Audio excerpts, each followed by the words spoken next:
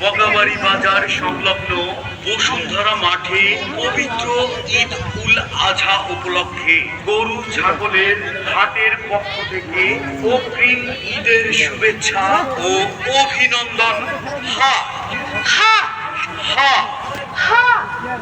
এই হাটে সম্মানিত ইজারাদার আমাদের সবার প্রিয় মুখ উদীয়মান তরুণ সমাজসেবক মোহাম্মদ আবুল হোসাইন মুন্সি। ঐতিহ্যে গাথা 40 বছরের পদচালনায় সাভার আশুলিয়ার সর্ববৃহৎ গরু ছাগলের হাট চলবে ঈদের দিন পর্যন্ত। এক বিরাট গরু ছাগলের হাট ঐতিহ্যবাহী বগাবাড়ি বসুন্ধরা মাঠে শুরু হয়েছে সাভারের সর্ববৃহৎ গরু ছাগলের হাট।